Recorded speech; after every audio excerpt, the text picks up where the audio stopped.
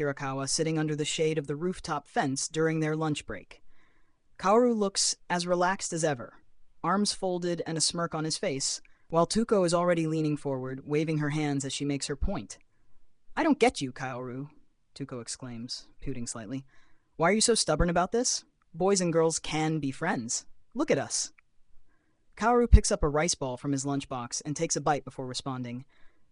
"You keep saying that, but I don't buy it. Guys always have an ulterior motive. Friendship? Sure, but deep down, it's just a cover for feelings." Tuko's eyes widen in disbelief. "You can't just assume that about every boy. What about me and my guy friends? I talk to them all the time, and none of them have confessed or acted weird." Kaoru glances at her and smirks. "Not yet, anyway." Tuko gasps, cheeks puffing out in frustration. "You're impossible." Page 2, Kaoru's test. Kaoru leans back, clearly enjoying the argument. "All right, Tuko, prove it. Pick any one of your guy friends and text him something like, 'Hey, I've been thinking about you a lot lately.' See what happens." Tuko's face turns red.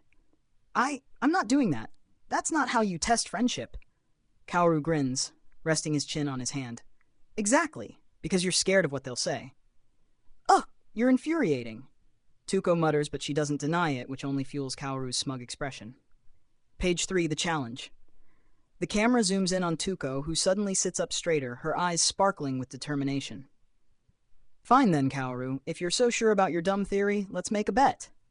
Kaoru raises an eyebrow. "A bet? What kind of bet?" "I'll prove that boys and girls can just be friends," Tuko declares, pointing dramatically at Kaoru. "And the best way to do that is to use us. We've been friends forever, haven't we? There's no romance between us, so we're living proof it's possible." Kaoru nearly chokes on his drink. "Wait, us? That's a terrible example, and we're childhood friends. That's not the same thing." Tuko ignores his protest and continues. "And to make it even better, I'll help you make more girlfriends. You'll see that friendship can exist without any romantic drama." Kaoru stares at her, his face deadpan. "No thanks, that sounds like a pain." "Why not? Afraid you'll fall for one of them?" Tuko teases, a mischievous grin spreading across her face. Kaoru sighs, rubbing the back of his neck. "This is why I hate arguing with you." Page 4. The bet is sealed. The lunch bell rings and Tuko quickly gathers her things, but not before delivering the final blow. "All right then, Kaoru, it's settled. Starting tomorrow, you're officially part of my friendship experiment." "Experiment?" Kaoru repeats, groaning. "Why does this feel like it's going to be a disaster?" Tuko winks at him. "Don't worry, I'll handle everything. Just trust me." Kaoru watches her leave, sighing as the wind blows through the empty rooftop.